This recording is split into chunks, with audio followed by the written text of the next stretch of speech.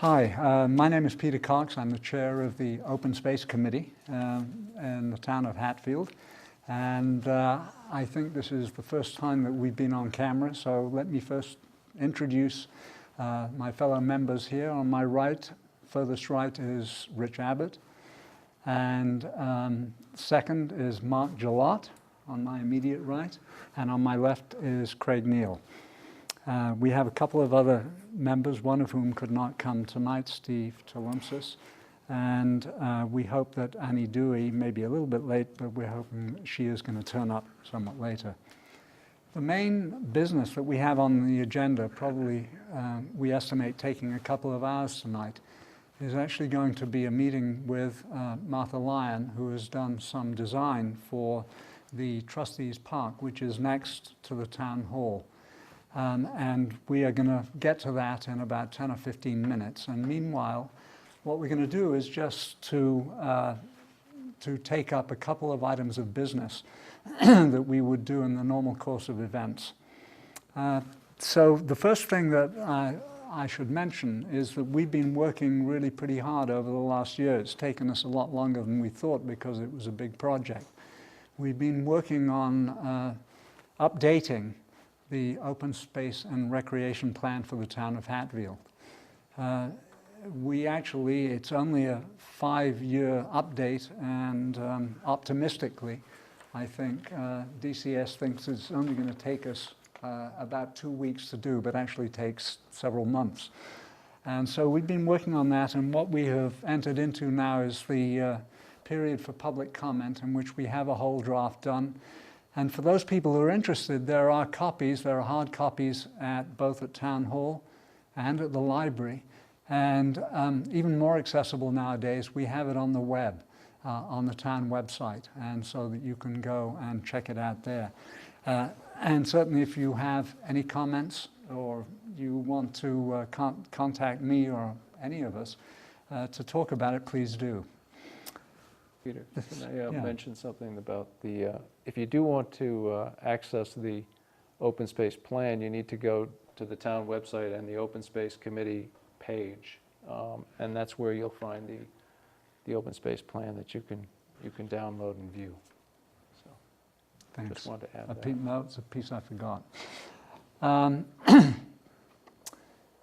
The second thing is that we have, I'll just mention this, and some of my colleagues may want to chip in on this. We were just talking about it before we went on air. We have built a trail, just over a mile long hiking and biking trail up in the watershed, and we are going to have an opening for that, a kind of official opening for that, which we hope we're going to do with Kestrel Trust in October, on October the 5th. Again, this is something that we'll publicize more closer to the date, but anyway, we're going to do that.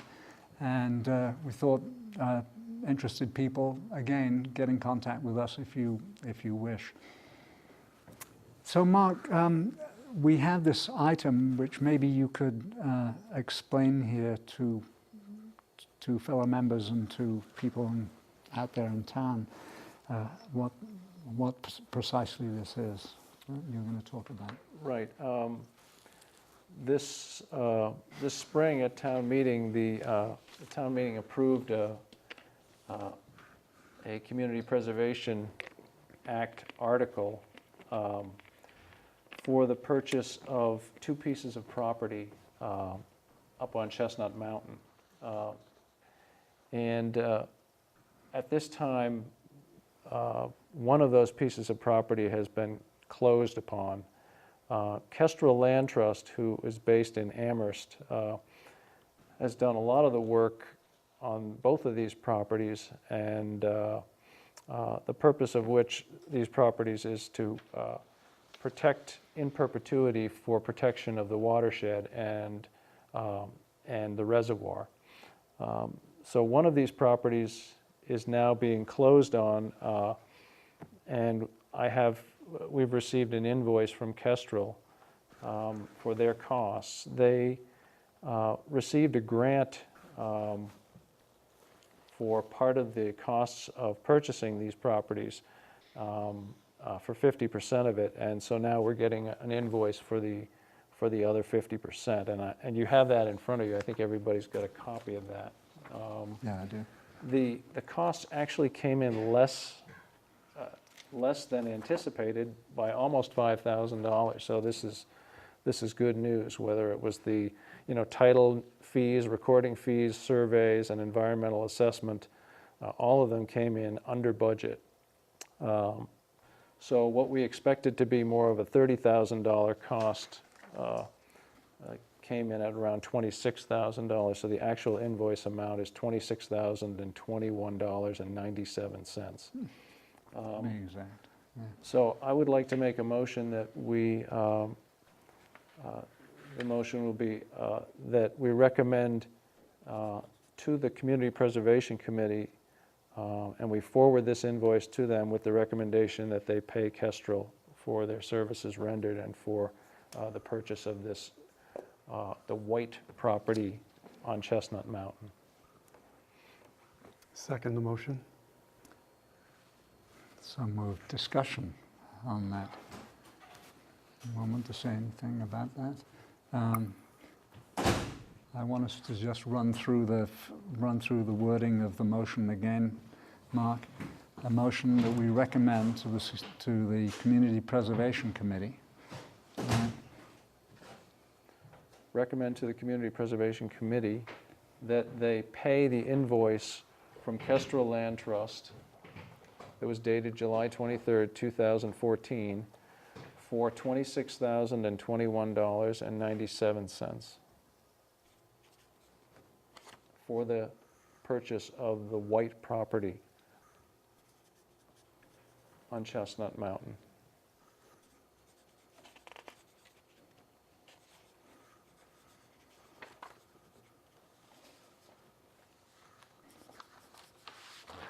Any more discussion on that? Okay. All those in favor? Aye. Aye. All those opposed? No. No abstentions. That passes 4-0. Okay. Thank you. Okay. Let's see here. Anything that we need just to get out of the way? For those of you who have just come in, we're just getting rid of some business prior to having a discussion about the park. So we'll be done with this in a couple of minutes here.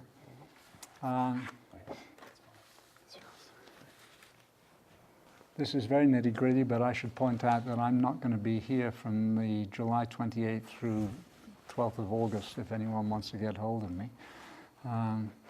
And I'm going to be out of touch of email during that time as well. So if there's any major crisis occurs, you're on your own. Okay. Do you want to talk about the conservation agent, Peter? Just Yeah. I think some people know that we have had some money in the past. We hoped that there was going to be a well-funded conservation agent who was going to be shared by a number of towns in the valley here to do work on various conservation projects. It hasn't proved possible really to finance it in a way in which we would have liked to give us some more money to apply for. But there is at least some money left in pot, which it's about $1,500, which is about 20 hours of work, which we can apply for to PVPC, Pioneer Valley Planning Commission, that has the control of those funds. And it's something that we are certainly going to try. We're going to come up with some project, no doubt, that will make use of some of that money, or at least an application for it. Do you want to add anything, Mark, to that? I think that in the past year, it was that conservation agent program run by PVPC that enabled us to build the trail, to plan and build the trail up in the watershed area. So we're hoping that similar project might actually, we could design a similar project or definitely have some other priorities from our open space plan that we can use and that consultation for.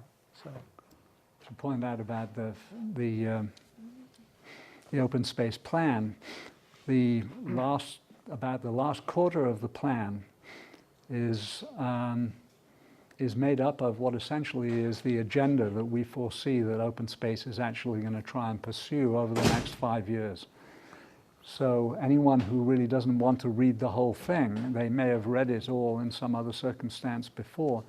At least the last quarter of it is where they will find new material and will find the kind of things that the projects that we're trying to pursue over the next 5 years. It's just an aside. Okay, is there anything else that we need to take up here just before we go to? All right. I did say earlier on that the main order of business tonight, and I'm glad to see that some of the trustees came, I hope to see some more of them, was to meet with Martha Lyon, who has done the design, a couple of designs for the Trustees Park. And Rich, do you want to say anything about this as a kind of introduction? I know that you've been working on this mainly. Yeah, just Martha's a landscape architect from Northampton. She was selected back in January from 8 different architects who answered our proposal for redesign services for the park. We met with Martha back in April, the Open Space Committee, as well as some members of the community.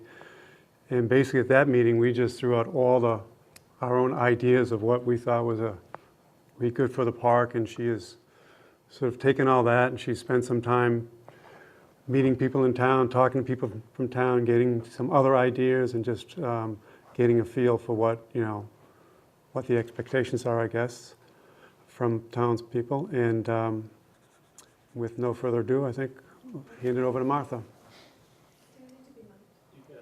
You can take that mic straight from you.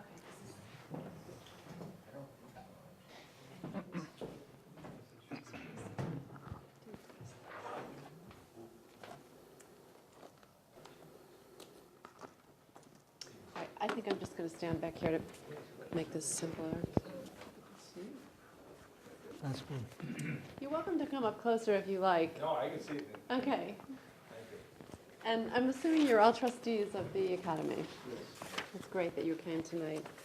Well, as Rich said, I was selected to work on this project back in the winter, and when I first came to the site, I have to say I have ridden my bike by the site hundreds of times, and I never knew it was there. Even in winter, it was pretty obscured, and so when this whole project came about, I was really curious and came over and saw the site and thought, okay, no wonder they want to redo that, because it's a really hard place to see. So I spent a really good amount of time in the town at the sort of the beginning of the summer, as Rich said, looking at the site, looking what's there, assessing all the different aspects of it that exist. I delved a little bit into the history of it, and then spoke with a lot of different constituents in town, I guess I would say, who use the park or have some relationship to it. And what I'm here tonight to do is to just give you some preliminary ideas that I have about how this park could be redesigned to meet some of the program needs that you have outlined. And I put together this presentation because I think it's always great to look at big images, but also I want to kind of walk you through the thought process that I used to come up with the ideas that I've come up with. And again, they're very preliminary. The idea really here is to show what the possibilities, I think, are, given all of what I've learned. And what I'm going to do after we see them and talk about them tonight is to go back and hopefully come up with one design that the Open Space Committee can then move forward with and present to the town. So that said, oops. Just want to start with a quote from the senior lady that influenced the town and the design of it. So the first thing that I did was to look at the history of this property, and it's changed a little bit over time, but I learned a couple of what I thought were really interesting and relevant things. As you may and may know, and I know some of you are great historians and you know a lot about the history of the town, so please bear with me. But the town was laid out very much like most of the towns up and down the Connecticut River. Come on in and sit down. I just started. And you're welcome to come up closer also, if you want to. In the sense that the towns along the Connecticut typically have linear commons. So if you go up to Northfield, that's one I think of as being really pretty prominent. You drive on Route 10 through Northfield, and it's got that long stretch of straight road that actually was the common. This is true also in Whately. It's true all the way down to Long Meadow, which has a linear common. And so Hatfield shares that history of all these Connecticut Valley towns. And you can see on the 1854 map on the top, it was very prominently laid out. And I think we can see remnants of it today. But this park would come to occupy a central location in that. And then by 1873, you see that there were many homes that lined the main street. And I think this was sort of like the heyday of the town. There was a lot of prosperity in the town from what I learned. And the end of the 19th century was, of course, when the Smith Academy building was built and a number of other civic structures. This part of town became really the hub of the community. So here we have the park site. And in the late 1880s, we know that the Academy building was built. And these are just some images that show it over the course of about 20 years. But there are a couple of things in these that really struck me, and I want to ask you what strikes you about them. Anybody have any thoughts?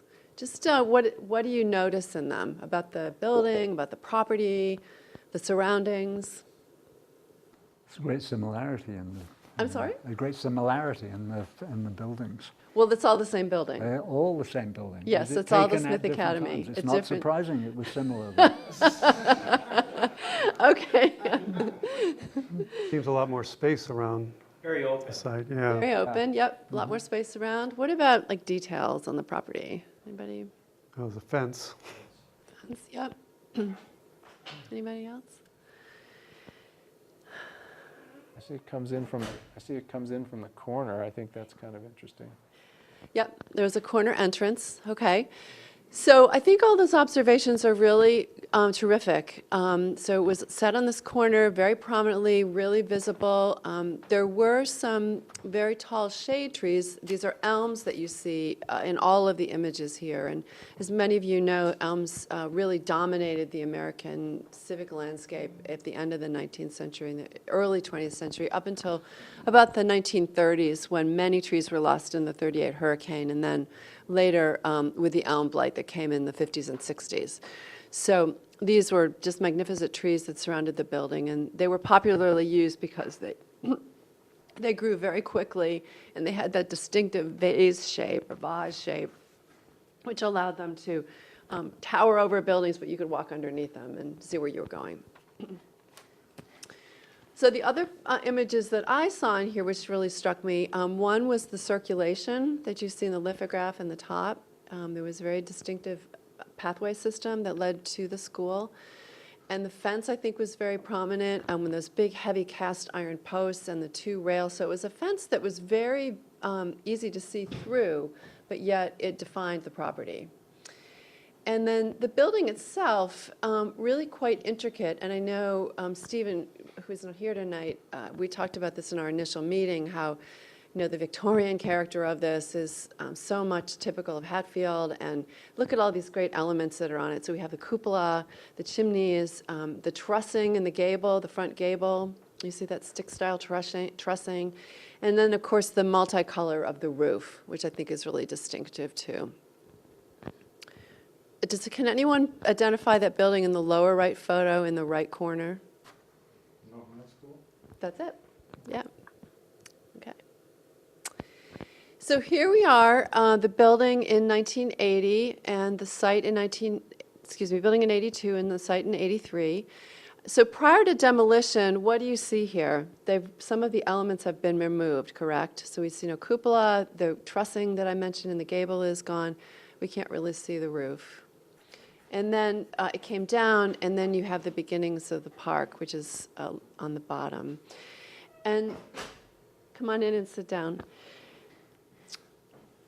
So the park was dedicated in '83. I was not able to find a designer of this, but it's clear to me that the earthen berms were brought in here. Hampshire Landscape, Dan Barry did it. Hampshire Landscape, Dan Barry, okay. Passed away. Oh, okay, well, thank you. I got to know that. So it's clear to me that the berms were brought in here probably to create a space outside. You know, it's a big vacant lot, and not any trees on it. And so in order to make it a place where people would gather, these berms were probably created to kind of carve out a little outdoor sort of room, and then the paving was put in. And, you know, probably for a while it was quite a nice gathering space.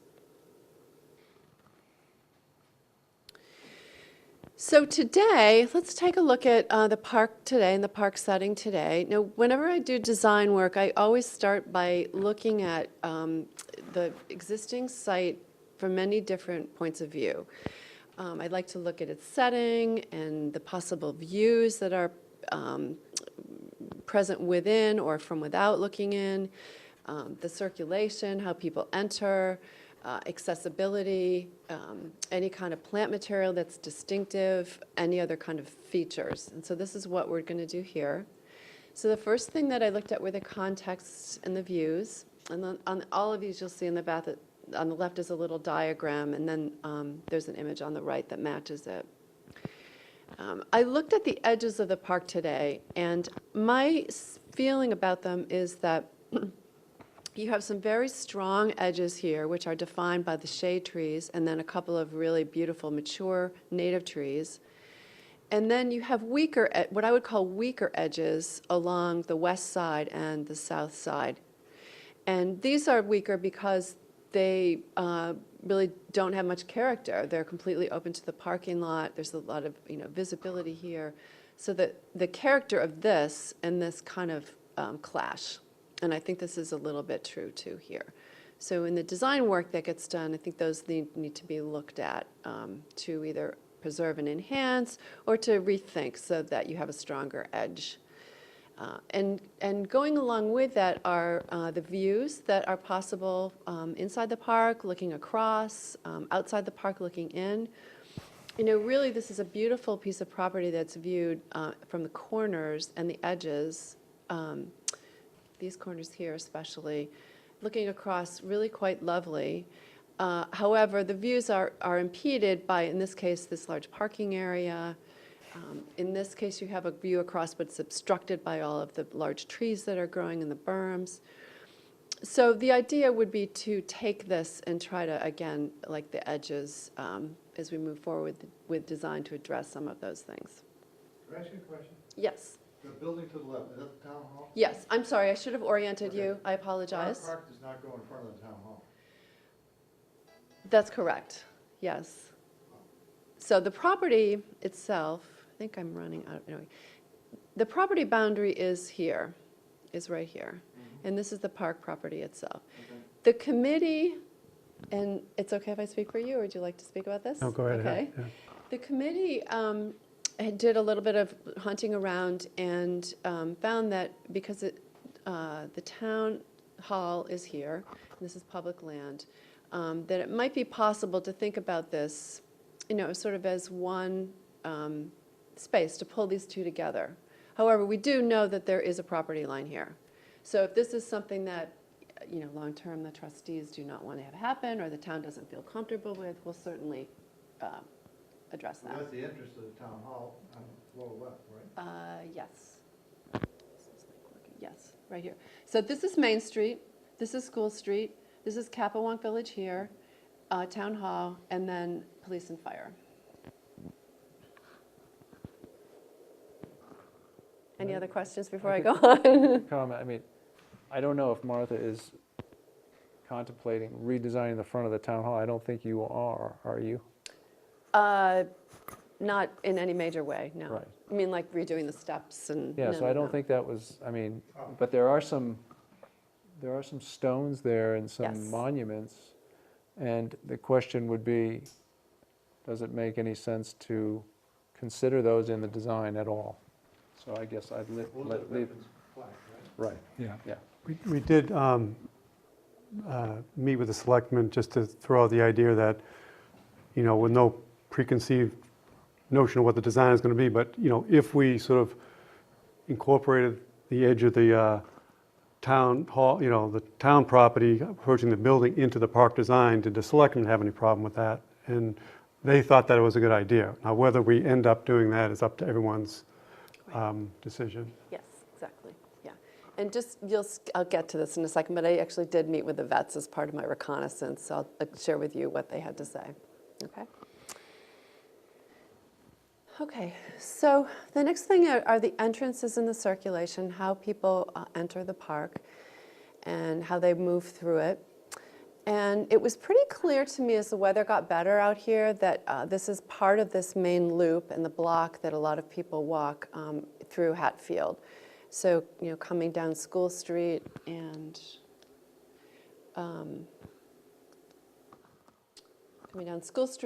going down Main and continuing on, and this pointer is sort of fading out, so. It's part of that block, and there is circulation that leads through the park now. However, it does not appear to be used very much. I think people are mostly kind of coming along the main streets and, you know, adhering to the sidewalk system that's at the street edge. And then we have vehicular circulation, which goes around the backside and in the backside of the buildings. So one of the things that's pretty great is that you don't have a lot of pedestrian and vehicular conflicts, which is not always the case. Sometimes we have to resolve those, and that can be very difficult on a site that's as small as this. So right now your pedestrian and your vehicular circulation is separated. One of the things that, as I mentioned, I did not see a lot of people coming into the park, and I know that has been a concern of the committee and also a lot of the people that I spoke with. It's just not very functioning right now, and it's hard to use because it's hard to see in and people don't feel safe. There are also a lot of bugs, and so the whole circulation pattern that's in the park right now does not appear to be functioning as well as it could. I should also mention that it's very flat, which is also a plus because you have fewer issues with people who have disabilities. Okay, the park has a lot of planting in it. Everybody knows that, right? And this diagram just shows these are some of the two mature trees, which I think are really quite spectacular. This is the sycamore that's on the corner, and then there's also a large maple here. The rest of the trees are really all pretty much ones that have been put in within the last 30 years. And you have a lot of lindens, there's some dogwood, and then there are a lot of lower shrubs that are in the bermed area in the middle of the park. So they're trees, I think in some ways they could be kept because they provide shade, but I think if they were removed or some of them removed, that would probably be okay too. Unless people have certain affection for one or more trees, you should let me know about that. Also the berms that were built, they go along the street edges as well as in the middle. And those are just covered with perennial ground cover right now. And they are creating an edge to the park, as I said, kind of some people view it as a barrier.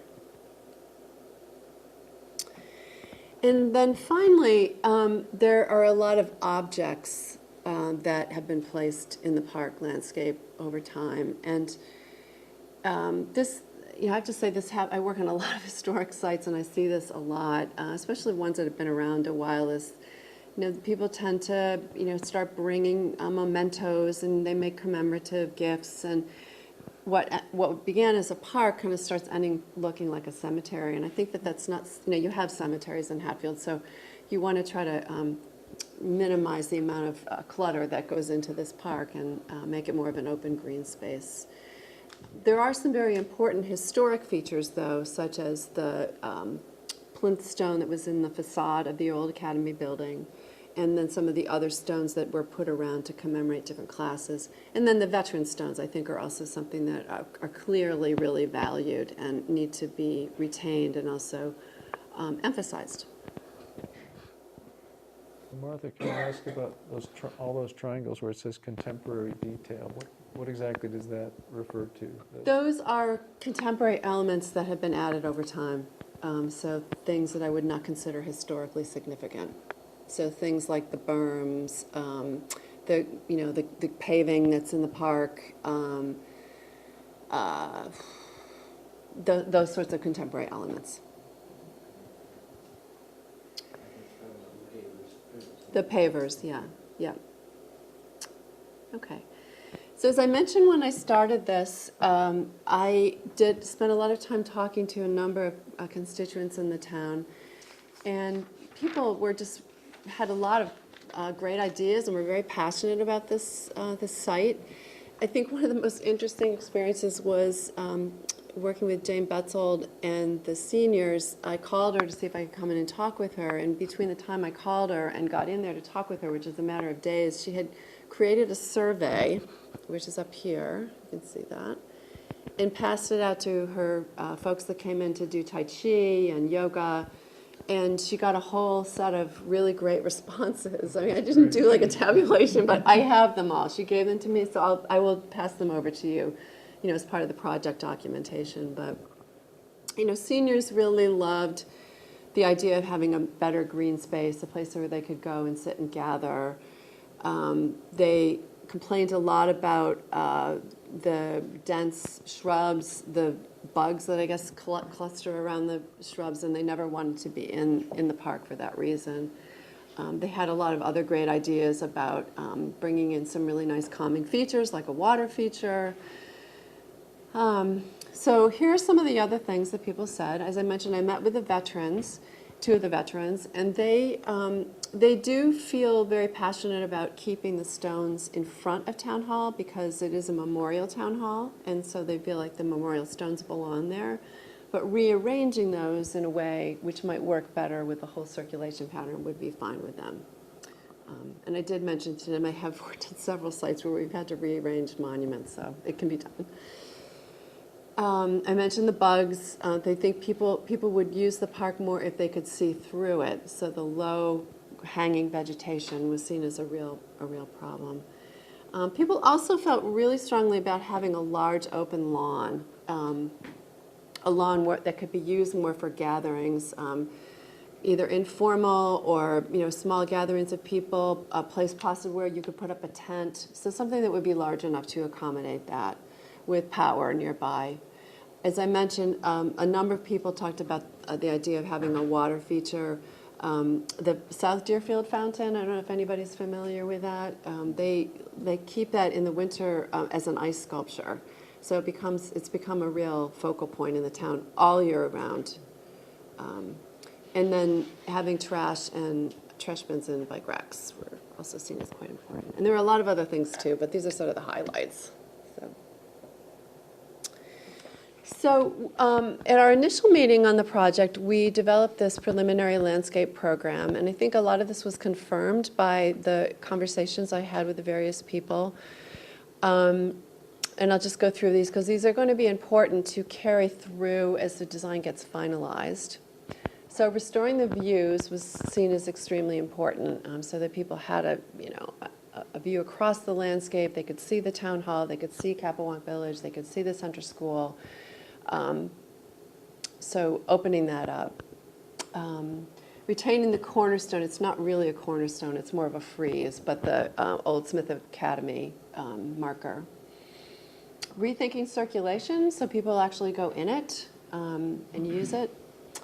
Providing a lot of seating, and I know the seniors across the street especially do a lot of sitting out in front of the village on School Street, watching the traffic and the people go by, and they really wanted to see that.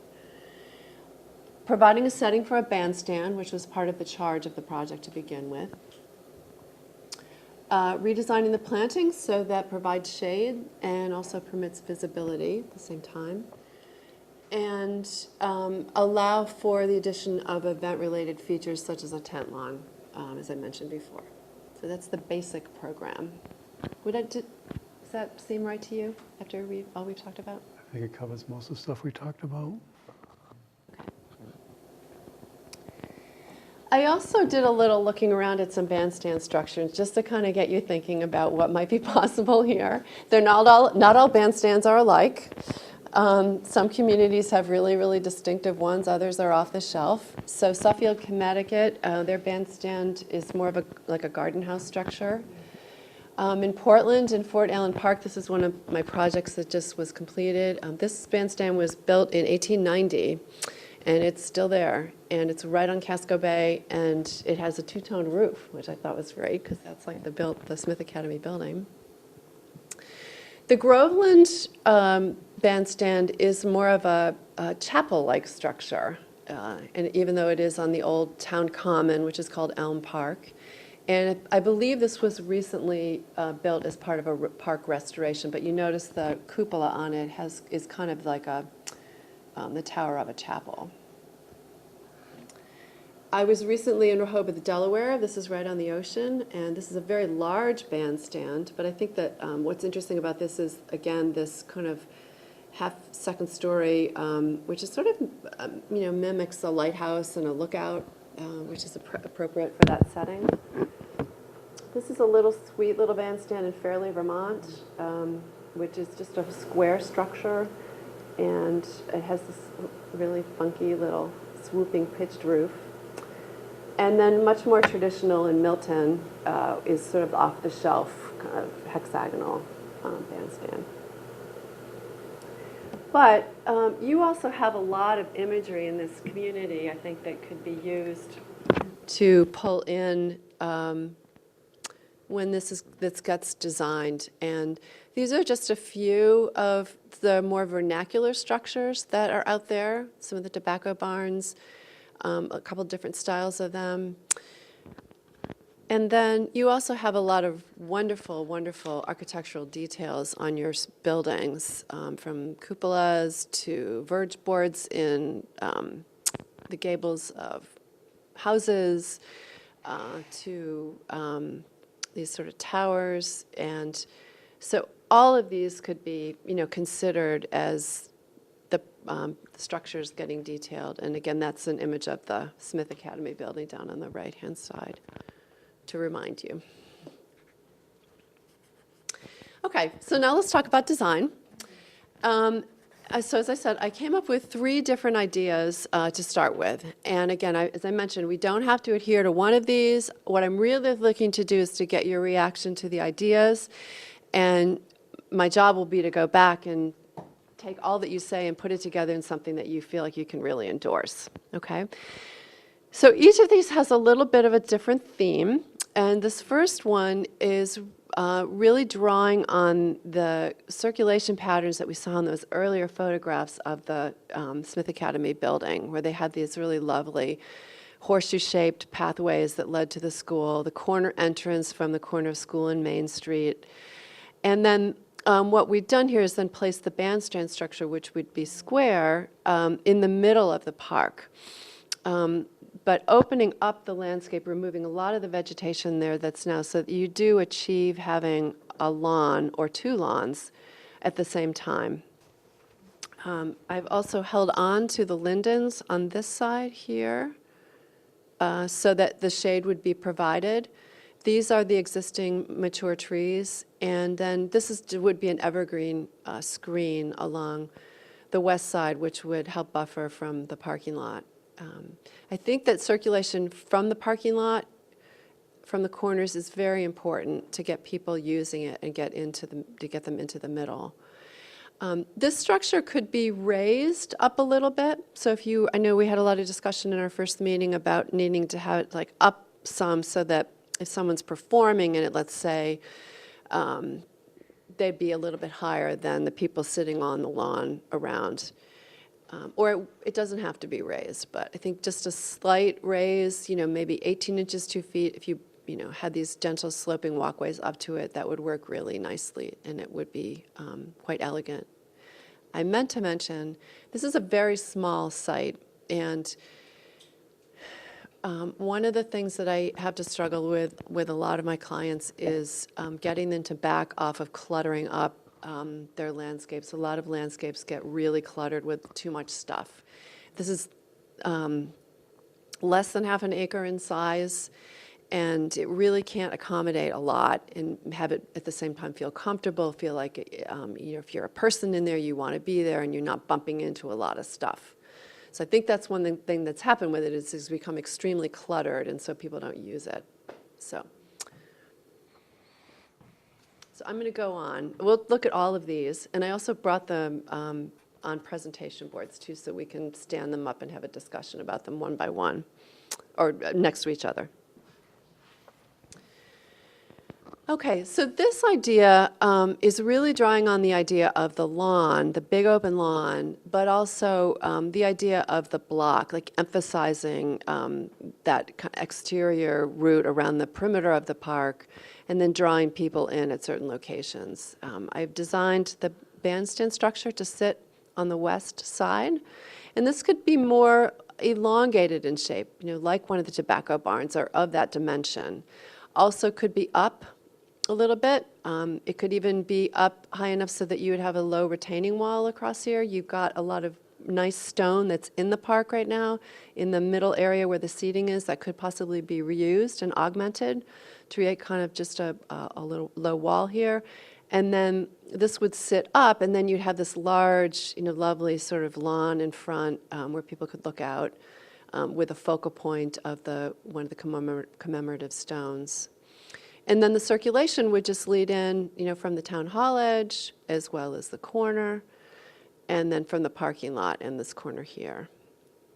Again, keeping the 2 trees, but in this scheme, I've removed the berms and all the other tree plantings, and of course, the middle part of it as well, just to get you that open lawn. I redesigned the circulation a little bit around Town Hall here to get it all to work together, and the boulders would just get reset to align with the pathway. You talked about the Smith Academy relocated. What about the cornerstone, the big cornerstone? Yep.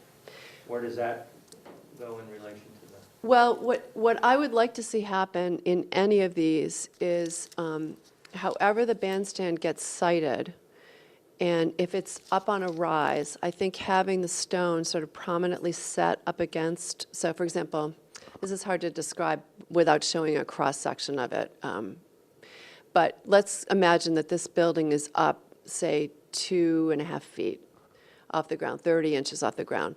So in the slope below it, the stone could be placed in there. So it would have a very prominent location. So it would be sort of the foreground of the pavilion. And in the last one, the same thing. If this is raised up, the stone could be inset into the foundation of it. But again, I think it needs to be set very prominently along with the structure. So not kind of tossed out on the lawn as an afterthought. You have 2 stones, or you've got the stone in the corner? Right, the stone in the corner, and this one I've moved here, and I've also moved it here as well. But those are things that I think that we can, accommodate, but they just have to be, their placement has to be very thoughtfully integrated into the rest of the design. Okay, and then finally, I had mentioned this, I think, back in my interview when I first came and first met you. I think that the town hall is actually quite a lovely structure, and I think that because this edge of it has been, I don't know why this isn't working. The edge of it has been kind of left open and barren. The barrenness detracts from the beauty of it, I think, some. So to have that as a backdrop to the bandstand, I think would be really quite beautiful. And so in this scheme, this is a rectangular shaped bandstand. It's set closer to the building, and its orientation is more towards School Street. I placed it in a location so that this facade of the building is still visible, and it's a very nice facade of the building. And then, again, it gives you this great open lawn here, into which you could place some kind of a water feature or sculpture or something like that. And then, in this scheme, I've actually held on to the lindens, so you would retain a lot of the shade that you've got now. And then this is an evergreen screen across the back, and this structure could be slightly elevated as well. So you would ramp up from the parking lot and then ramp back down. And of course, in all of these, we would include a lot of seating. If there's an interest in having interpretive signage to talk about the history of the school and so forth, that could be easily accommodated as well. Does anybody have any questions? And we can. We talk about seating, we talk about having permanent, Benches, yeah, a lot of them, or to be determined. it's usually on these bandstands, some people bring their folding chairs for the event and stuff like that, or? Right, but I think that there's a lot of interest in using the park not just for events, but a place to stroll through and, sit and again, the seniors are really interested in that, so. Yes? Was there a water feature in the first one? No, there was not. But if that's something that, again, this is the thing, I'm trying to register your interest here, so, yes? Do you want comments or on? Yeah. I mean, I just think the elegance of this first one, I just think it's gorgeous. I love the curves. I think a couple things that I'm concerned about, I guess. I mean, this is, to me, the most charming of all of them. But what the evergreens are, I think, is very important, obviously, because you can put in arborvitae that are boring, or you can put in something that's really much more distinctive. Yeah. And also the benches, which I also think is really important for people, now that I have this lame foot, to be able to sit on as you're walking. But I think what the benches are is really important, and I think some of the benches that the town has put in are not really what they should be, I think.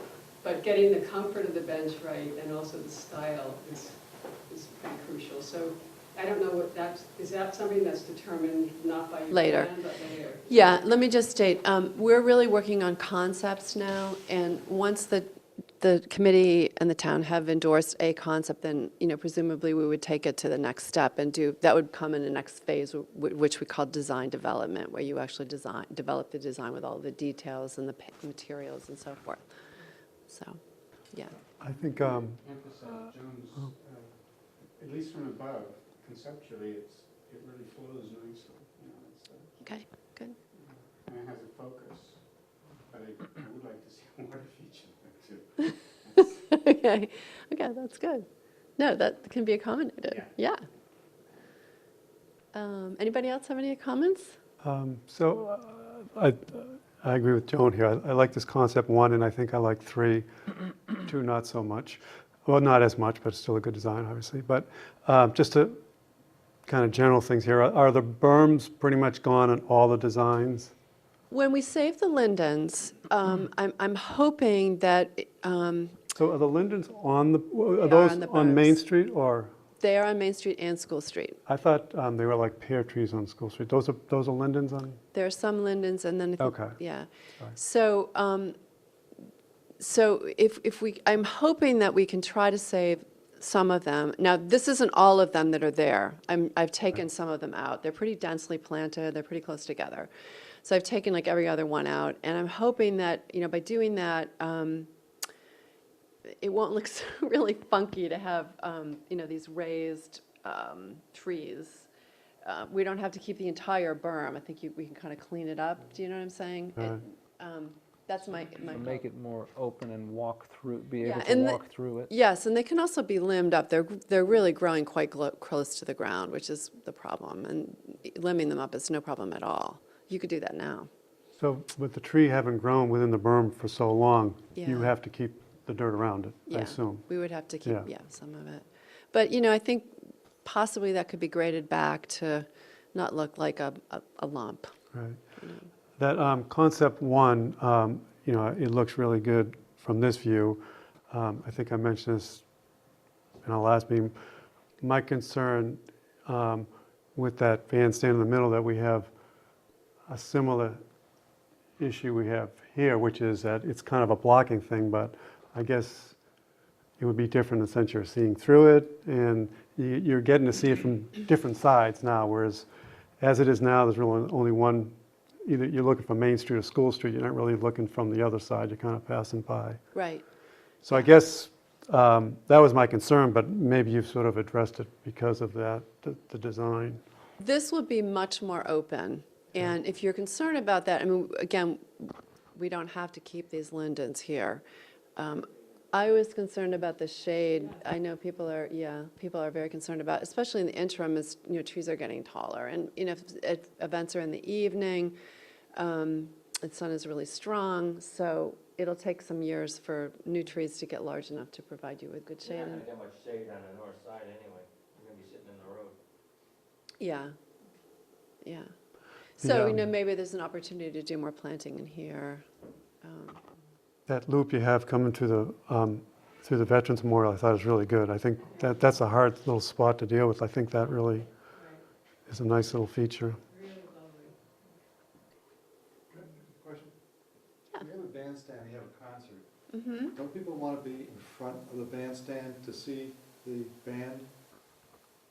Now this one, if the band's facing Main Street and people are trying to squeeze in that one area, it's tight. Whereas your concept 2, the bandstand was, then we got a bigger area Yep. for people to sit in that can face it. And even concept 3, where it's against the town hall, there's more seating area to face the band. I don't know if that's important or not, but. I think it's certainly something to consider. I mean, I feel, I have a lot of strong feelings about keeping an open lawn Personally, yeah, here. yeah. Everyone gets to see it. But we could also reposition this slightly so it isn't smack dab in the middle. But as I pointed out before, though, people will sit underneath trees. Yes. So no matter where, whatever concept you go with, look at where the trees are. Mm-hmm. That's where your audience is going to sit. Okay. And also, I mean, how often, I think to design a park just for the bandstand, so that that's what the whole thing is organized around, is a mistake, because the park is used every day if it's designed well. And I also think as far as the fountain goes, I'm with you that to put too much stuff in, it gets to be kitschy, or that's the danger of putting too much stuff. But if the space could tolerate two things, the bandstand and the fountain, if it could, Yeah. could the fountain go at the back by the evergreens there, or Well, I think if a water feature is introduced, it needs to be kind of, closer? yeah, because it becomes a beloved thing. People love water. They love to be around moving water and the sound of it, and also, because there is some traffic around here, it'll muffle that sound. So, Just- but Just to pick up on what Joan said, so on this design, what you said, which I guess makes sense, that if you have it on the structure, the gazebo, whatever it is, on either side, on which is concept 2 or 3, it's actually more of a focal point than it is in the middle. Is that right? Because I agree with what she's saying, that the park is about 365 days a year, whereas the events are half dozen if we're lucky, And on one hand, you think, well, it's in the middle, that's the focal point, but I'm thinking actually that's not the case. When it gets to the side, it seems like it's a longer view. It's a longer Yeah. view, and you look like that's Yeah. what it's all about. Yep. I don't know if Can be that's true. true or not, but I mean, I that's, think a lot of it depends on the size of the structure and the design of it. If it's a really imaginative, interesting, unusual-looking building, it will become more of a feature. If it's an off-the-shelf item, probably not. If it is raised, then it is only useful as a bandstand kind of a thing, because of accessibility. But if it were on level ground, it could actually have benches, inside movable. Yep. So that little picnic area, sort of thing. Yeah. So it, multi-usage. Yep. is what I'm getting at. Yeah. I think it would have to be accessible. Would that be correct? Yeah, it would. But I think if it is raised at all, again, we're just talking about enough to get, to feel a little bit elevated, so maybe 24 inches, and easily, your pathways can accommodate that. So you're talking about raising the landscape with the pavilion, Yeah, so it slopes up to it, yes. not yes. not like a wall, not No.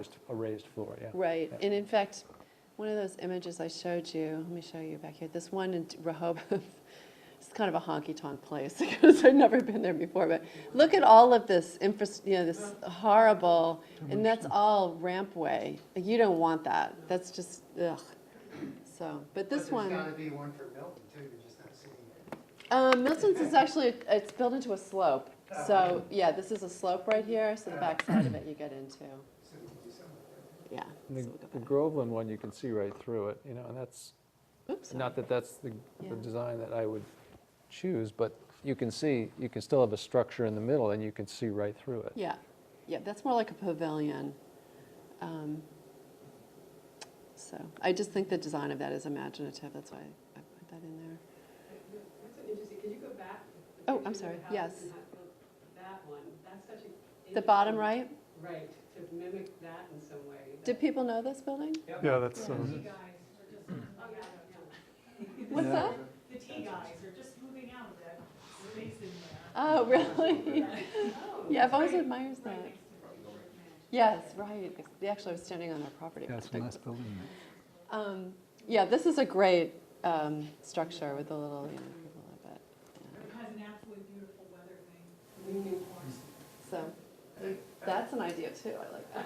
I have a question on both your concept one, concept two, Yeah. three. I was surprised that you put trees right next to town hall. You know, having said that how beautiful that side is, Right. and that you'd want to block that. Well, they would need to be carefully selected, so they're not dense. They don't have a dense canopy. So it'd be something that would be lacier, that would complement. And the positioning of those would have to be really well thought out.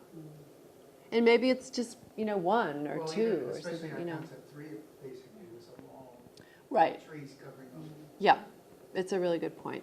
Although I think the building town hall without any shrubbery is a bit barren.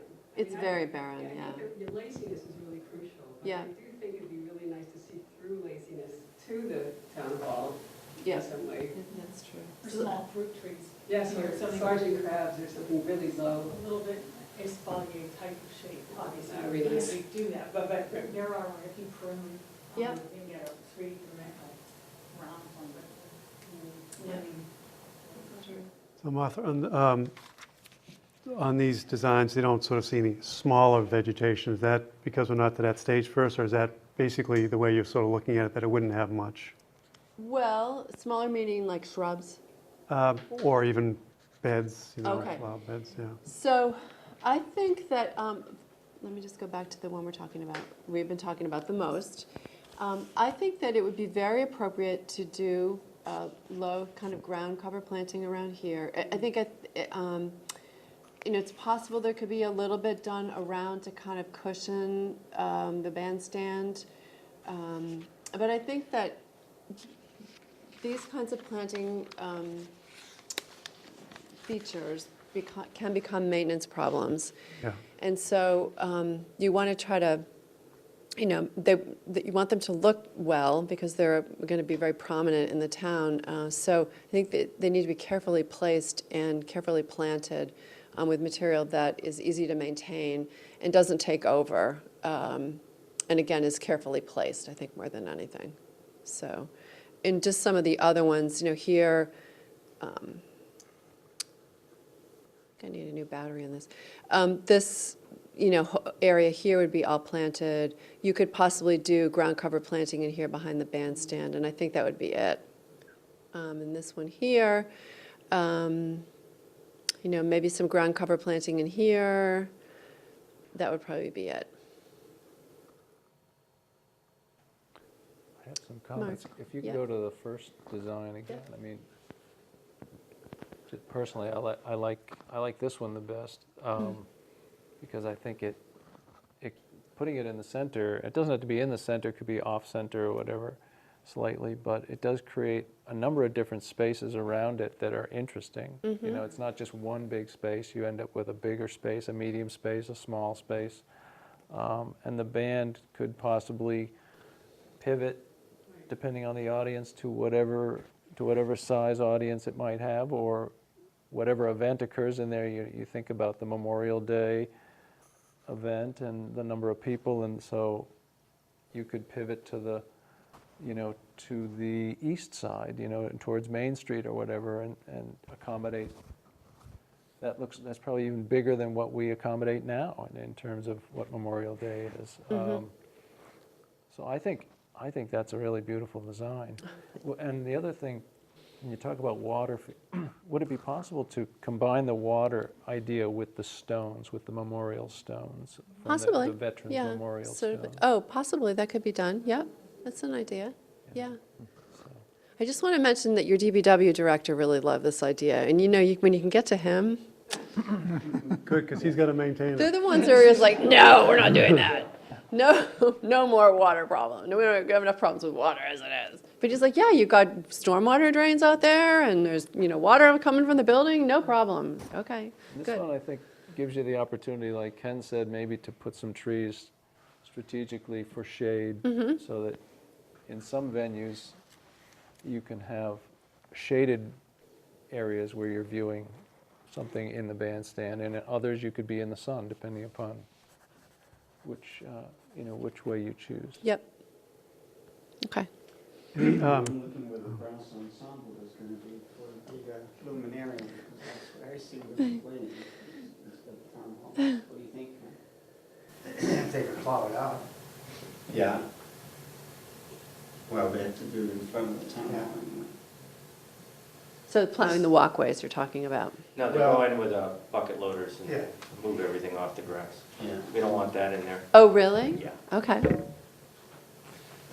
So good winters are when there's no snow. Right.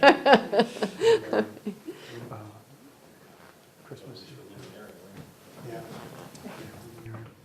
Any other questions or comments? Peter, you haven't said anything? Craig?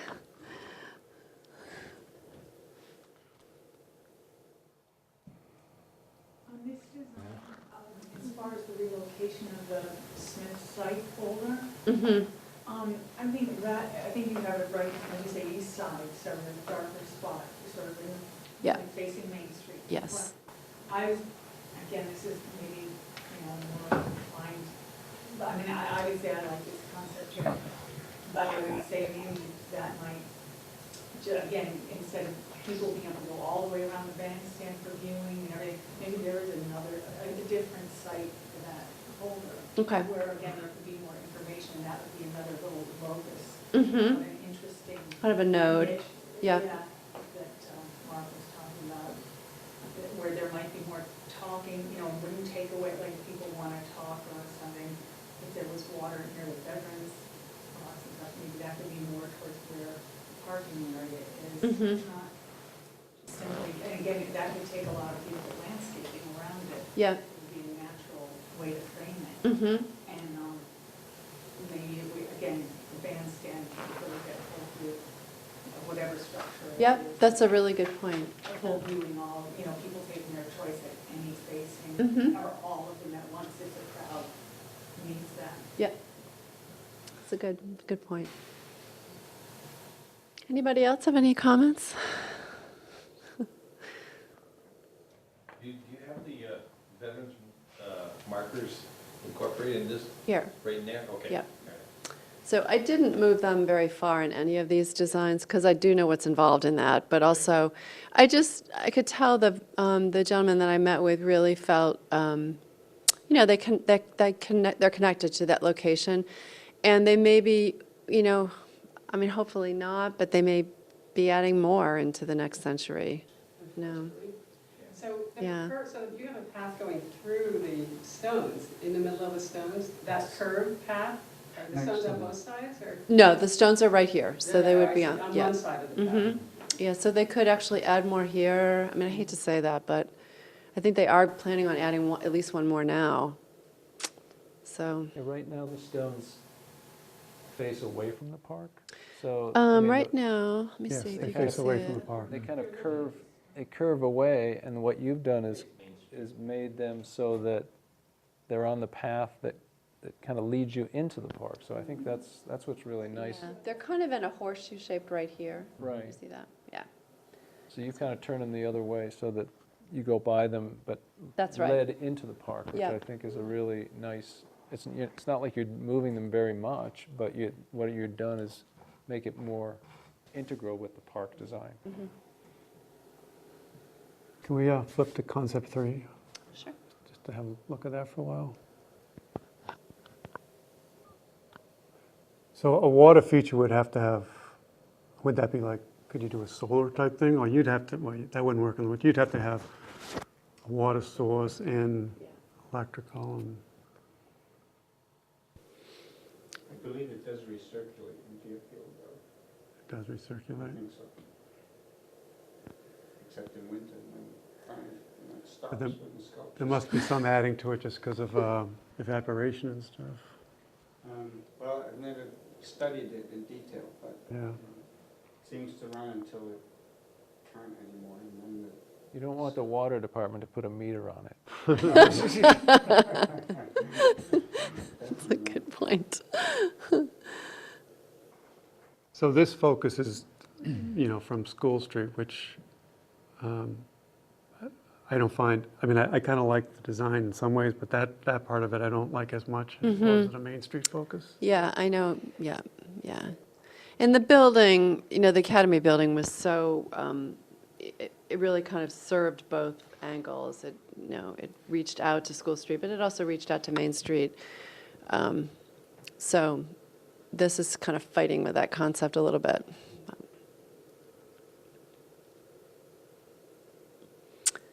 Any other thoughts? The band leader? Well, the nice thing about that concept, though, is you do have the building behind the bandstand, Yeah, which will send the sound out better. that's true. It's not as elegant, it No. just seems, and I think the thing is, I feel like for like a big swath of green, we have that next to the library, there's a lot of green there without, nice, I mean, I love it, I use it all the time, but that's where I see the space for lots of green, and what I love about your first, it's almost like tracery in your first, and it also reminds me more, this one, of the original photo you showed. Mm-hmm. You seem to take off from that historical, which also it's I really- love, that yeah. first photograph on the top. This is very evocative of it. Yeah. Martha, do you see the evergreens on the west side being, I mean, are you going to be able to see through them a little bit? I mean, as opposed to making a really dense wall? That's really something we can decide together, yeah. If it can be, it depends on the species and the spacing and, so the arrangement and all that. So that's certainly something that we can work with. Maybe it's a mix of evergreen and deciduous, but there needs to be something there to kind of, You make a connection, I think, to other parts of there's the police and the fire station and the new playground over there. Mhm. Having a visual connection from there back and forth too is. Could it be a gateway? I mean, if you take away too much of it, you're just going to see parking lot, which is so. not Right, really right. expensive. But could you imagine perhaps a gateway in the middle of that? So instead of having it just all the way across, there's a gate, an opening to get out of it, pass through it? Is that the kind of thing that would? Or possibly the other way where it's mostly into the middle where the blockage is, because on the left you'd see to the, More opening on each side. to the new building there, and then to the right you could see into the playground. Right. yeah, and it seems to me that, again, if this is the concept we want to work with, we're probably going to need to put some more deciduous trees in here just to get that shade going in the west, from the west in the afternoon, because there's nothing there now. So, How much space would you guess, like if you sort of did center, which that gazebo looks like it's centered, how much space feet-wise do you have both ways? And I'm thinking if you put trees in there, does that like take away this, like you want to put a tent up or whatever? Or? yeah. Okay, so here's the scale down here, you see that? And this entire scale is 120 feet. Okay, So from here back to the bandstand, I'd say that's maybe 250 feet. okay, so quite a ways, yeah. And then this would probably be maybe 200? That's just rough. So it's a pretty big space. It's a pretty big, tents are 100, can be 100 by 60 or 100 by 40 or Right. something like that. So it certainly would accommodate that easily. This would be a more public place to put a tent. I think it completely died. The Main Street side of it would be more public, and the parking lot side would be a little more private.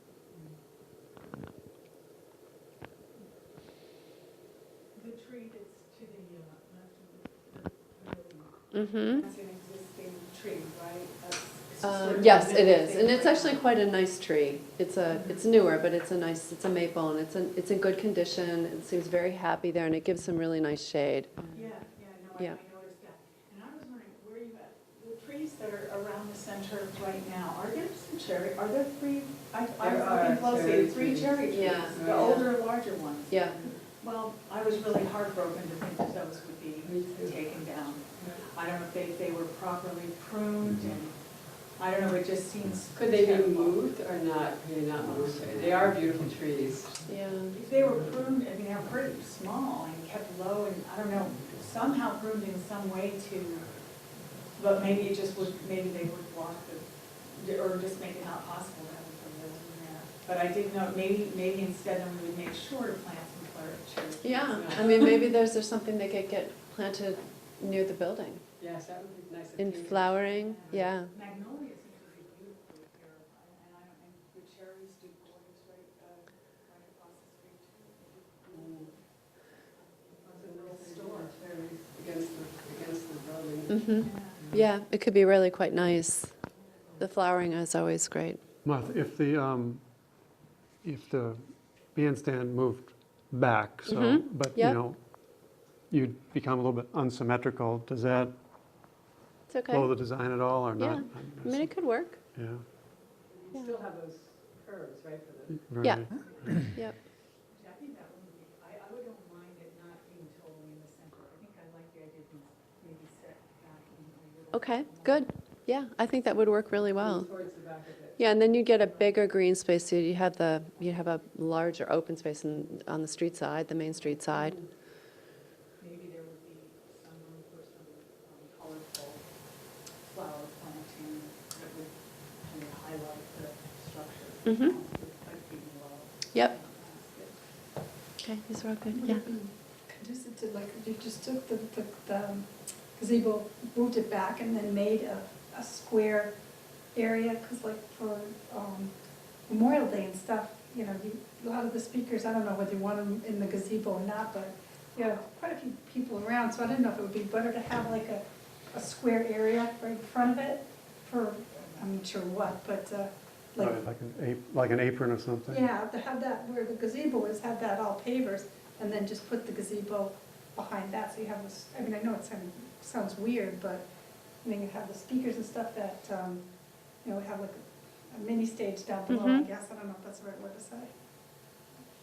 But how do you avoid the clutter? I mean, I think the thing is this is when everybody starts adding things. And then it becomes like cluttered. And there's a kind of elegance to this without, because it isn't cluttered. I mean, I guess the question you're raising, which is a good one, is how do you accommodate sound systems and all that sort of thing?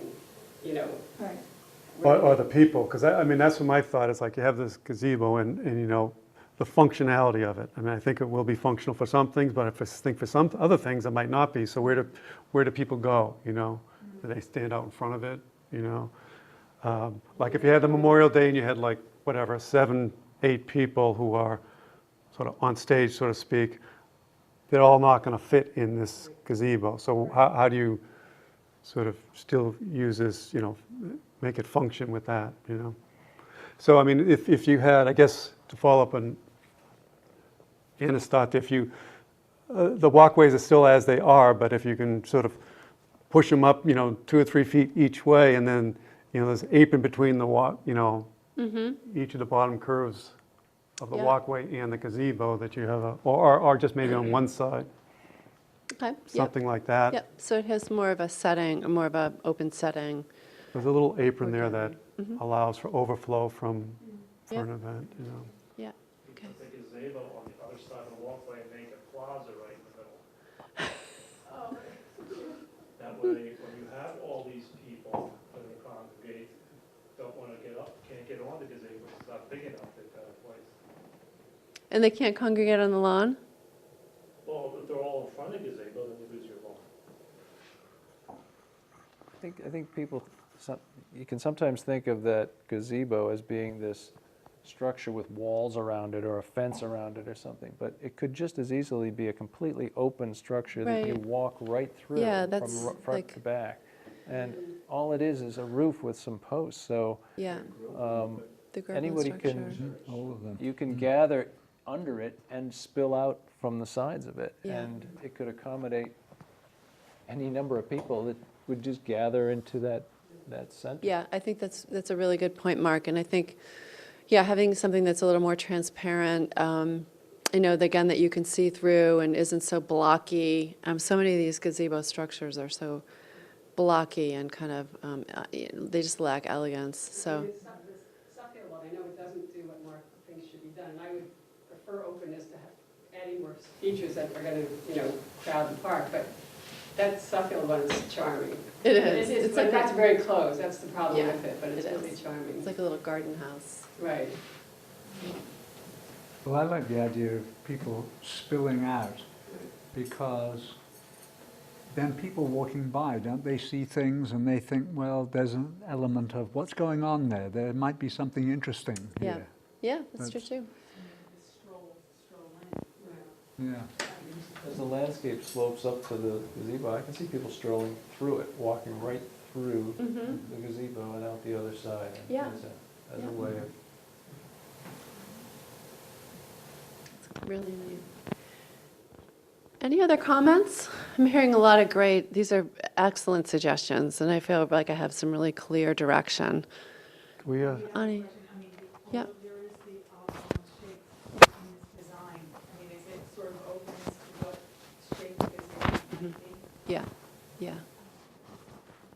Why don't we make the structure usable for, if you're gonna have a small band, or we're gonna have memorial service, adequate that it will hold the amount of people that you need to be. Maybe also bring into the 1712 pitch of the old Smith Academy. Put some gingerbread on each end, kind of make a little replica of That that. idea. You see it, Yeah, yeah. Put some slate on it with the So two the- colors, I'll go back to the image. Centennial on the end. cupola would be nice, some sort of lantern or Yeah. cupola on the Yeah. top, But it can't be big enough for everybody to get into it. No. That would be enormous, right? How many people are you talking about? He's talking about, You got a small band, what do you got, 6 people? You got memorial services, you got 8 people? Right, you're not talking about the audience, you're talking about the people. Oh, the Yeah. audience, they stay out in the rain, No. she's talking about a rock concert. I This tease is- that. Smith Academy Band is how many people? 16. Well, we wouldn't, no, we're not gonna fit No, inside a not gazebo. them. No. I mean, there wouldn't be a gazebo large enough for that. I'm still thinking more something that would accommodate, like the brass ensemble. Yeah. Trio or A something. jazz, maybe a jazz Yeah, band, full-size jazz band, a trio, a quartet, but, Yeah. yeah, you're not gonna wanna build a gazebo that can accommodate, 100 people. No, it's like No. a pavilion, yeah, Yeah. that's a whole Right. different thing. This site isn't large enough to accommodate that. But the whole idea about, having the ground somewhat level with the gazebo, Mark, like you were saying, so if there is an overflow, and I've been to gazebos where those sides will drop, Mm-hmm. and you can just open it up, and you can have the rails if you want them, but you can just eliminate the rails, and then that way it's completely open. And then there's space for overflow and that kind of thing too, so.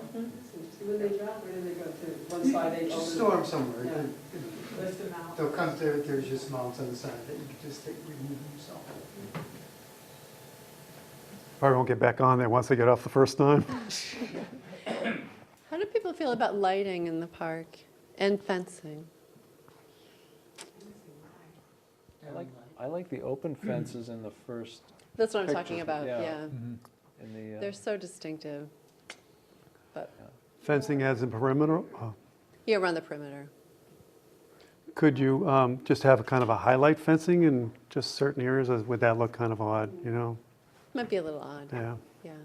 And that would be a very expensive fence to replicate, but It's just, All the town just buildings, the church, the town hall, in the old days had stockade fence, not stockade, but a split rail fence right in front of it. All the old ones. To me, this design is too elegant for split rail. yeah, no. I don't really see those two things. Is that what you're thinking? Of a No, I was split- thinking of more something, let me just go back to the historic image, bear with me. This fence that was around the edge, it's very, very open. Right. So that might have a granite post with a newel with some sort of a wooden post or something like that. Yeah, or steel, a steel rail. These are probably cast iron posts, that's the way they look to me, and, some kind of a steel rail. Dakota-like, around the Dakota. Oh, the Dakota, yeah. That isn't a cupola on that building, that was a bell tower. Uh, The bell tower was taken down, I forget what year, and it was brought to the Lutheran church. And when the man bought the Lutheran church, it was donated to Smith Cabin. Oh, Be And nice the to bell incorporate- now sits at Smith Be Cabin. nice to incorporate that bell into something. There you go, yeah, bring it back. Options is doing that. Huh. Oh, yeah. Actually, isn't there a big bell that's now been put under a structure on the way into the avenue? Options. That's it, Yes, yeah, that's yeah. right, yeah. Yeah, they're building Very, yeah. very. it's not really a bandstand, but they're just building a structure just for the bell. Yeah. You asked about fences, Martha, and what else? And lighting, Oh, lighting. yep. Yeah, well, I mean, the pavilion gives an opportunity to, Yeah, you could do something really nice in there and have that kind of a feature. but path lights are great. I mean, if you can afford, if Yeah. we can afford them, I don't know. I think they're pretty. Isn't it bright enough out here anyway at night? Just make your way around the park? I don't know, I haven't been here at night. I think. You need to bring your flashlight in this town when you walk your dog at midnight. There is no, or even before midnight. But I love the idea of, You shouldn't be out on the streets of Hatfield at midnight. I'm the only And one. I've seen you out. I know. I'm the only one I promise. No, you're not. I'm watching my parents and I go, who's this walking down the street? But I love the idea of having lights in that, bandstand. But Yeah, I guess I'm nervous about overly bright lights. Yeah. Well, you would have to have light. Yeah, you have to have power and lights. Incorporate some bandstand kind of You lights. can have electricity and you can have. Yeah, has to be power in that. That would be an important thing to incorporate. And there is power out there now, but it probably will have to get upgraded, I would think, as part of this project. I think as So. far as lighting inside, depending on the structure, if it seems period and with elegance on sconces, that might be affixed to the structural members. It's something, if it can, it's just as period as whatever works with the structure. Yeah, or sometimes it's nice to just have it up in the, Yeah. the ceiling and downlit, so when you go by it at night in the winter, it's illuminated, it'd be really beautiful in the summer I just too. wondered, that kind of cast shadows, if there were musicians in there, and say it was an evening, would that Mhm. cast it, or maybe they have their own stands with their own little lamp lights.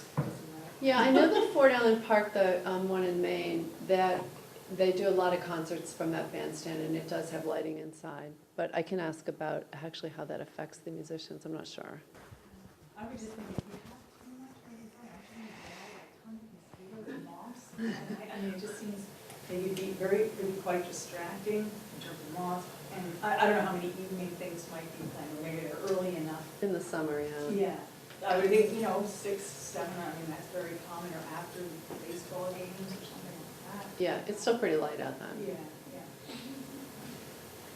Any other comments? Committee?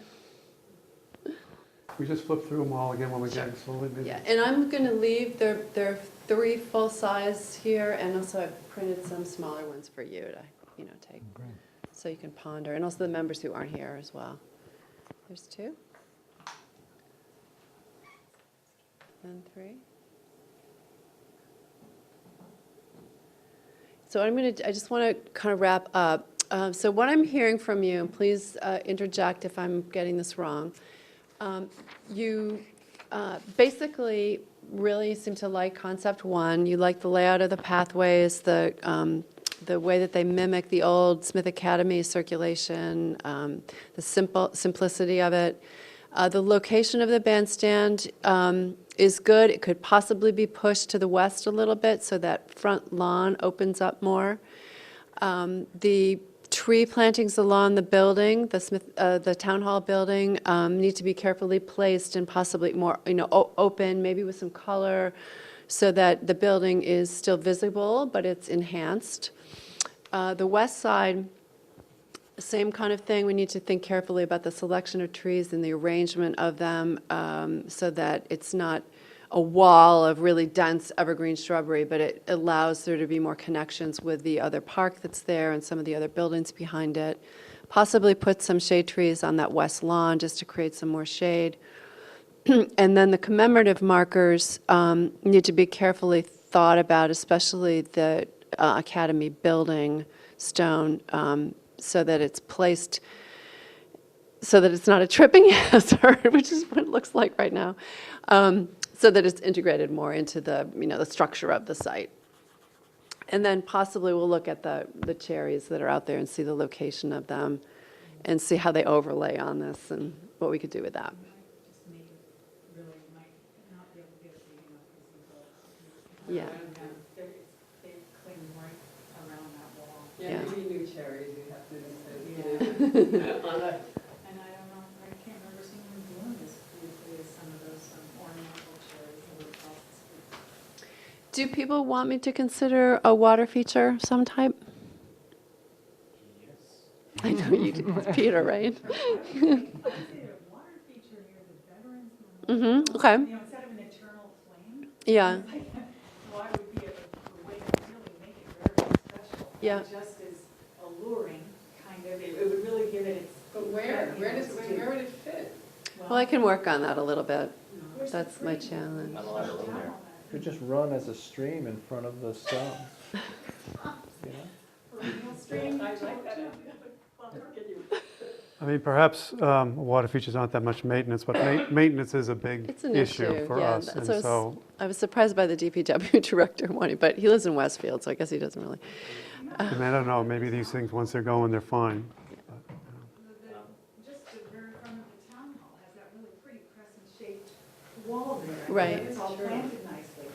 And, if that were maybe just deepened a little, or maybe just leave the water, I don't know, it's very expensive. So maybe it would just have to be a small one, it could be in there, with the plantings revised a little around it, something like that. But maybe it would really make it, give it as much emphasis as then the rest of the park. Or Yeah, I mean, draw people there. it's possible that something could get worked in here and the memorial could be more spread around it. I'll look at some options for that, to see.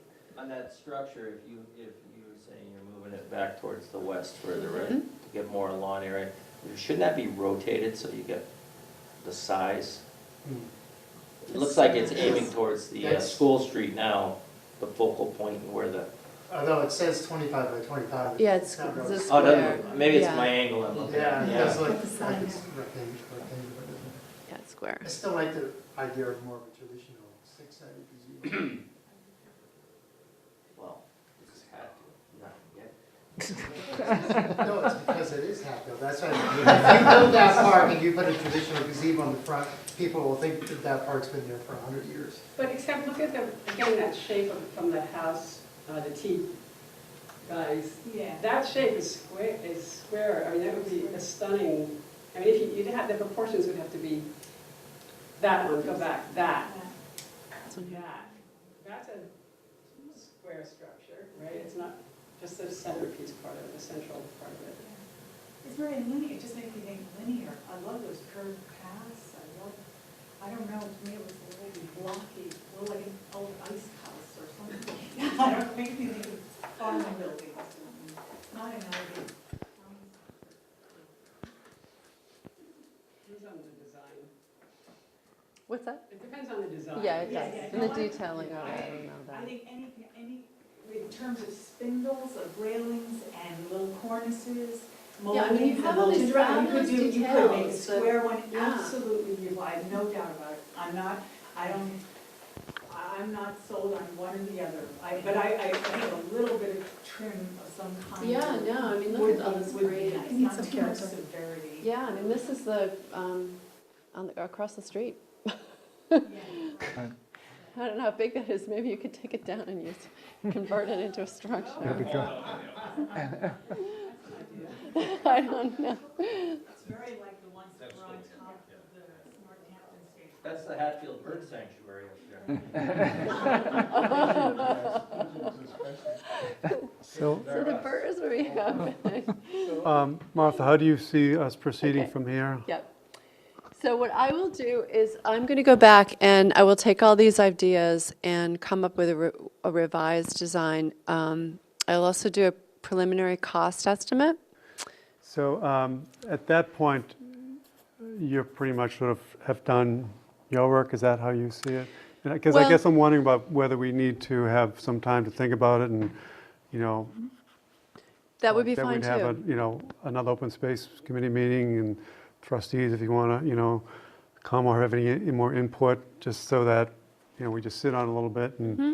is it possible that you just like about 3 minutes ago ran through all the things that you heard from this meeting? Is it possible for you to sort of jot that down and Absolutely. get it to me, and then I can Yep. circulate that? Yep. And Yep. we can all just, so that you don't go down this path without just having us, you know, a little bit more time to perhaps discuss it. Whatever you need is fine. And if you would like to have another discussion about this at your next meeting, I'm happy to come to that and, Okay. Okay. facilitate.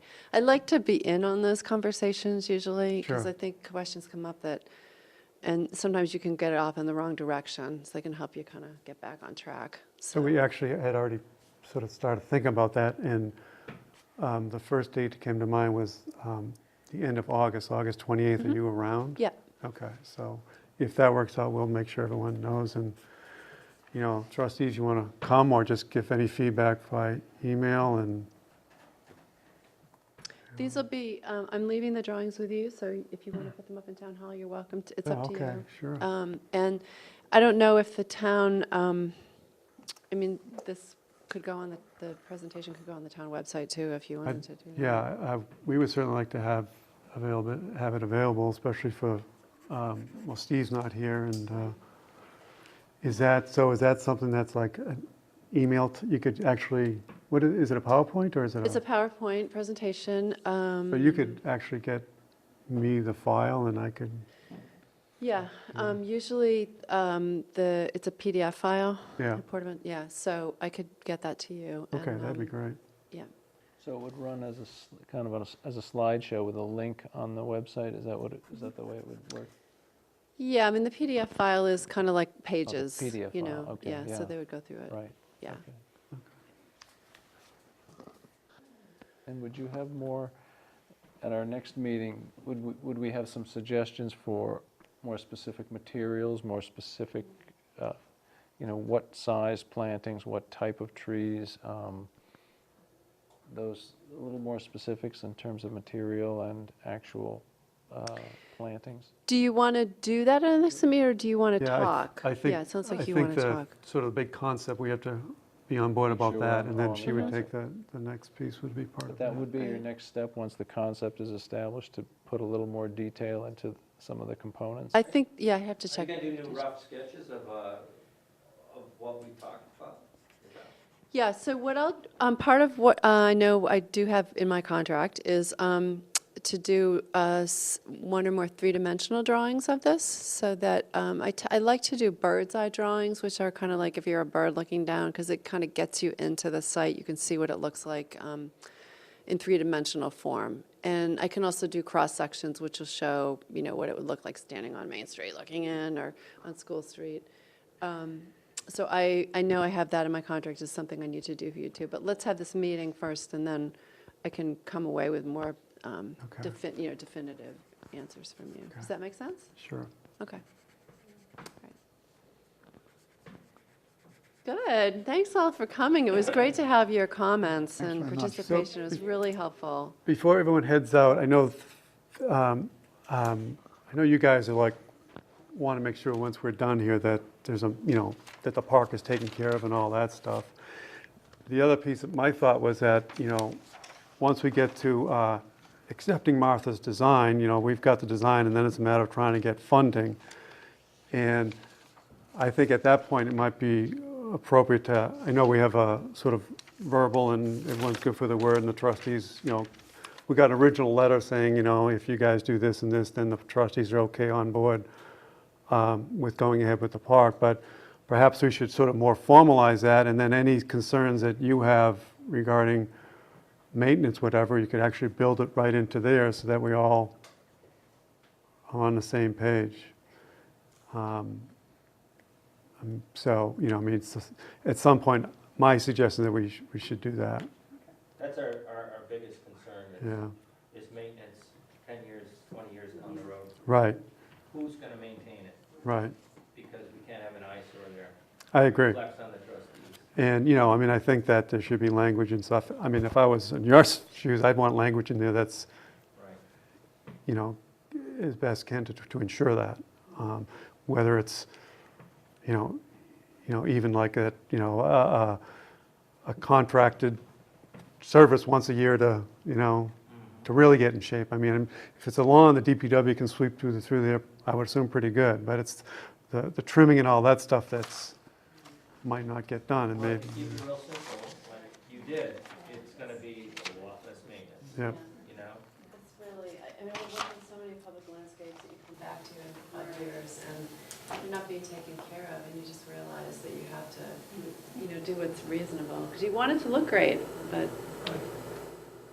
What was the original discussion with the Board of Selectmen regarding a leasing agreement, and was maintenance talked about? Maintenance was talked about. Well, the trustees in their letter sort of, giving us the okay to kind of go ahead, said that, providing that, they have sort of final say on the project, that the park is maintained, so it was sort of outlined that letter which the selectmen got, and. So it's presuming that the town would take on the maintenance aspect of it. Right, I don't think, and that's why this sort of memorandum that I would, like to have would be between the trustees and basically the selectmen signing off, that is sort of, everyone's agreeing to this. Would the trustees have anything to do with the maintenance at all? No, Nothing? No. Okay. One of the problems is if you're gonna make this park accessible to people and encourage more use, you're gonna have issues of trash removal and minor vandalism in the park and so on. So somebody's gotta take care of that. Yeah. And that's what can really get out of hand. yep. Yeah, even just after an event, who's in charge of picking up? Yeah, it's going to be cleaned up. Well, who's gonna be in charge of reservations for events or charging or collecting money and? Right. Yeah, I mean, right, people have suggested, well, maybe, someone might want to have their wedding out there, whatever. Who's going to give that permission, Right. So I think, I'm not sure what the answer is, but these are things that I think, have to be addressed down the line before assuming we do get funding, that before any construction is actually started. It seems to me it's also the kind of thing that you could look at other places that have dealt with these kind of problems. I mean, we're not the only ones. There are a lot of places that deal with this volunteering problem. So I think we should look at that kind of experience elsewhere. I don't know if Martha has any input on, Well, it's fortunate the park is right near the police department. And seniors, because they're great watchdogs. And I bet those seniors are, especially when they start being able to see in there, you're going to hear about So we can everything. have a senior pickup brigade. Yeah. oh, great. At one time, somebody from Capewalk was paid a small stipend just to go over the daily and empty the Oh, really? trash. Oh, or really? empty trash. And Yeah, so, I don't know what happened to that. I guess it fell apart. We had to get rid of it. 'Cause Maybe Jane Wessel Oh. has some ideas that we yeah, might she want. might, she could probably organize a whole, knowing Jane, she could probably organize a whole, posse of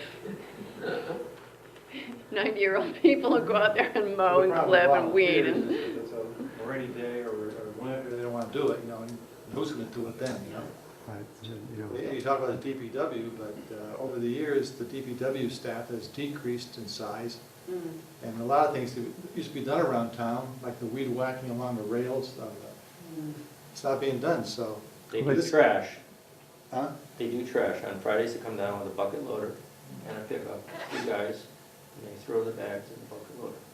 Here? Yep. Oh. And then they drive it up to the, Have they been dumping it at the park? 'Cause I mean, Yeah, that's a yeah, good, they finally that's a good Yeah. test. takes The 2 guys to get basketball that thing. trash Oh, out of yeah. that container. See how that goes, yeah. They do have a couple of summer, yes, we do have a couple of summer workers who could clean up quite well. Do you have paper copies of these three so I can take them and scan them to them? I can send you the scan, you know. Yeah, that would be good, so I'll send it to the members that aren't here, if that's okay. And I do have paper copies as well, so you're Okay. welcome to take as many as Yeah, I'll you'd just take like. 3 and I can just do it tomorrow then. that'll be Okay, and if you just, I don't know if I have your email address or not, if you do, give it to me and I'll just, I will send it to you tomorrow. Or tonight.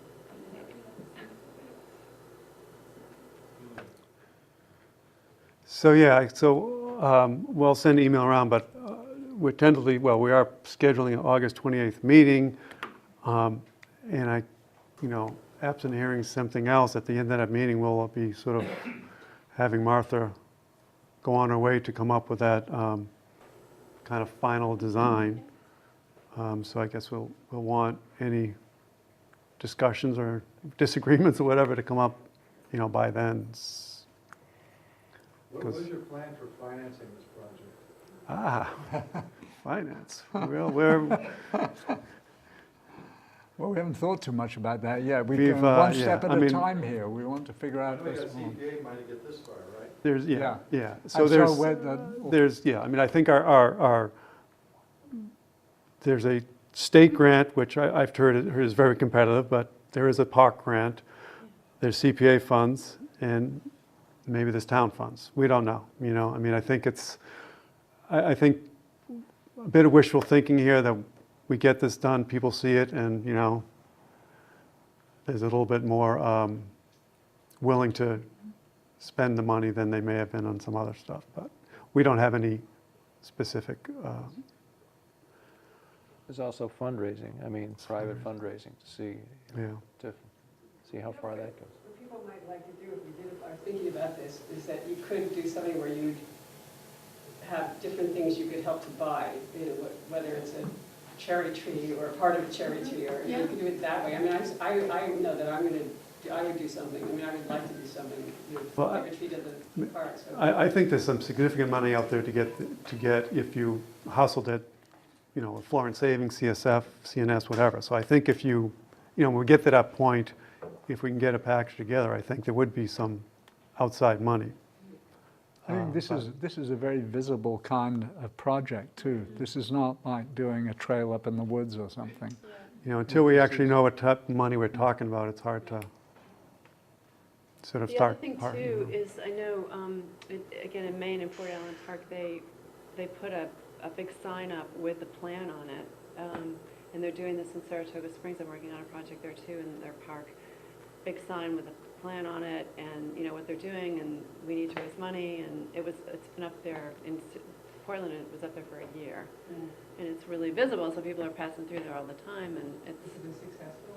it's been really successful. Yeah. So Well, another thanks. thing to think about too. Thanks, everybody. This is. Yeah, thank you so yeah. much. It was great Thanks to for have your coming. Thanks for coming. participation and meet you. Thank you for coming. Appreciate it. Are we adjourned? Just sign the meeting off, I guess. What's that? You're gonna sign us off? Is that it? Oh, I had to sign us off. I don't think know. this is signing us off. Maybe you did already. I think so. Star Trek signing off.